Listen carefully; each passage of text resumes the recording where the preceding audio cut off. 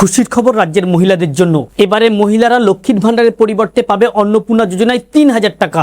যদি আপনার বাড়ির মহিলারা লক্ষ্মীর ভান্ডারের টাকা পেয়ে থাকতো এবং সরকার পতনের পর যদি আপনি এই চিন্তায় থাকেন যে লক্ষ্মীর ভান্ডার বন্ধ হয়ে গেল, এর পরিবর্তে অন্নপূর্ণা যোজনায় কবে থেকে পাবে আপনার বাড়ির পরিবারের মহিলারা টাকা, বা অন্নপূর্ণা যোজনায় প্রতি মাসে মহিলারা ৩,০০০ টাকা পেতে গেলে কি করতে হবে, আজকে থাকবে এটা নিয়ে বিস্তারিত আলোচনা। অতি স্বল্পক্ষণের ভিডিও, মোটো স্কিপ না করে শেষ পর্যন্ত দেখবেন। আলোচনা শুরু করার পূর্বে আপনাদের কাছে একটা রিকোয়েস্ট, ভিডিওটিকে অবশ্যই একটি লাইক করে জনসাথে প্রচুর শেয়ার করবেন, কারণ আপনার একটা শেয়ার দ্বারা অন্যজনের জানতে অনেকটাই সুবিধা হবে। চলুন দেখে নেওয়া যাক বিস্তারিত। তৃণমূল সরকার ক্ষমতায় থাকাকালীন প্রায় রাজ্যের ২ কোটিরও অধিক মহিলা লক্ষ্মীর ভান্ডারের টাকা প্রত্যেক মাসে সর্বশেষ ১,৫০০ টাকা করে পেয়েছে, বা কেউ ১৭০০ টাকা করে পেয়েছে। কিন্তু সরকারের পতনের পর মহিলারা অনেকটাই আতঙ্কিত হয়ে রয়েছে বা চিন্তিত হয়ে রয়েছে। তাহলে কি তাদের লক্ষ্মীর ভান্ডারের টাকা আর পাবে না, বা তাহলে কি তারা আর লক্ষ্মীর ভান্ডারের টাকা পাবে না, বা বিধবা ভাতা বার্ধক্য ভাতার টাকা পাবে না? আপনাদের জানিয়ে দিই, বিজেপি ক্ষমতায় আসার পূর্বে সংকল্পপত্রে প্রতিশ্রুতি দিয়েছিল তারা ক্ষমতায় এলে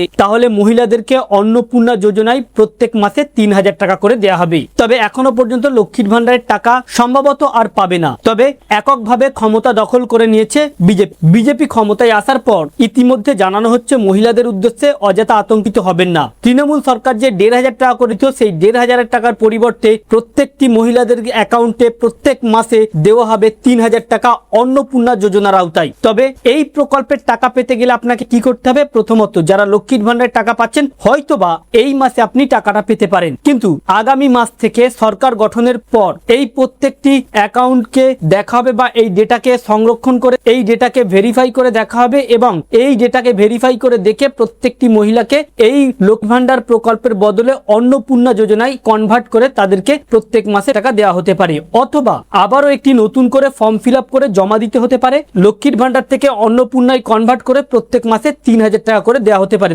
তবে মহিলারা যে বঞ্চিত হবে বা বন্ধ হবে এমন বিষয় নয়, মহিলাদের বরঞ্চ ১,৫০০ পরিবর্তে ৩,০০০ টাকা করে দেওয়া হবে। কবে থেকে বলা হচ্ছে? আগামী জুন মাস থেকে দেওয়া হতে পারে। হ্যাঁ, প্রথম মাসে সরকার ক্যাবিনেট গঠন করবে, তারপরে প্রকল্প যোজনা যেগুলো রয়েছে সেগুলো থাকবে। তবে সেই প্রকল্প যোজনাগুলোর বদলে বিজেপি সরকার নতুন প্রকল্প এনে তার থেকে অধিক ফেসিলিটি দেবে, এমনটাই বিজেপি সূত্রের খবর। তবে লক্ষ্মীর ভান্ডারের যেমন বয়স ছিল ২৫ বছর, এখানে ২৫ বছরের বদলে কমিয়ে আনা হয়েছে। একে অন্নপূর্ণা যোজনায় আপনি মাত্র ১৮ বছর হলেই আপনি এই অন্নপূর্ণা যোজনায় আবেদন করতে পারবেন। এই টাকাটি সরাসরি আপনার ব্যাংক অ্যাকাউন্টে পাঠাবে এবং লক্ষ্মীর ভান্ডারের তুলনায় বেশি পরিমাণে অর্থ প্রদান করবে। কারণ রাজ্যের এমন অনেক গরিব মধ্যবিত্ত পরিবার রয়েছে যারা কিন্তু লক্ষ্মীর ভান্ডার প্রকল্প পেয়ে কিন্তু তারা অনেকটাই আনন্দিত ছিল, বা তাদের সংসারটা অনেকটাই সচলভাবে চলতো, বা অনেকেই ঔষধ এবং প্রয়োজনীয় জিনিস কিনে কাজে লাগাত। কিন্তু তৃণমূল ক্ষমতাচ্যুত হওয়ার পরই অনেকেই কিন্তু নিরাশা হয়ে আছে যে তাহলে কি মহিলাদেরকে সরকার কিছু দেবে না? তবে এইখানে ওই সকল মহিলাদের হতাশ হবার কোনো